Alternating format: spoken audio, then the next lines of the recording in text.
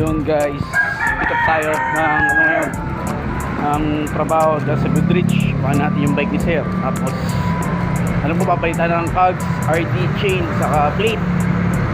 So pupunta rin tayo sa bike shop maya maya. Yon mga boss, ama madam, meron naman tayo pupuntahan at kukuha ng isang bike.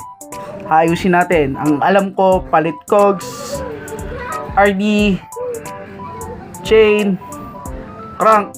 Sama na natin ng konting linis. Dito lang yan sa may Goodrich Division. Tapos kung may kailangan kayong mga mura at quality yung pyesa, check nyo lang po yung link. Meron tayo dyan. Makikakabit natin dito. Meron din sa link ko. Kaya ano pa hinihintay nyo? Order na. Click nyo na yan. Pagbalik dito.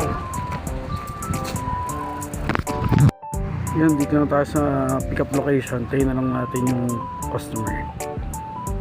Yung bag ni Sir. Grade. Ay, nabuti na naiuwi ko dito to. Sira na pala yung thread, no? Buti naiuwi ko pa. So tatrabuhin natin yun.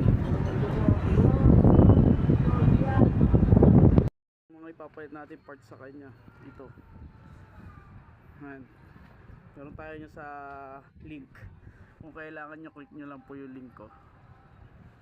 Mura lang yan, quality pa. Flex ko lang po itong Ragusa brakes. Yan o, hydraulic brakes Ragusa. Mura lang po sa link natin. Sayang, di pa sa akin naka-order si Sir. Yan, meron tayo nyan. Para MT200 ng formahan yan. Meron din tayo nyan. Goods na goods pa yun. Mura, quality na pyesa. Meron tayo nyan. Yan, meron din tayo nyan crank na yan. Sa link. Ito, patapos na yung ginagawa natin. Konting kuskus dinis na lang to. Ichoton na rin natin to. Ayan, meron tayo sa ano yan, sa link niyan, Ragusa, saka Ragusa RD, saka yung chain, meron din tayo niyan. Ragusa crank, meron din tayo niyan mga boss. Order na kayo mga boss. Amo, madam, maraming salamat po. Yes, yan, makatapos na po tayo ng paggawa. Deliver na natin to. Deliver pa na iba. Sabay tayo sabihin. Yun, kapag deliver na tayo, tapos tayo sa trabaho natin. Ano pa sasabihin natin? Sabay tayo. Uwi na.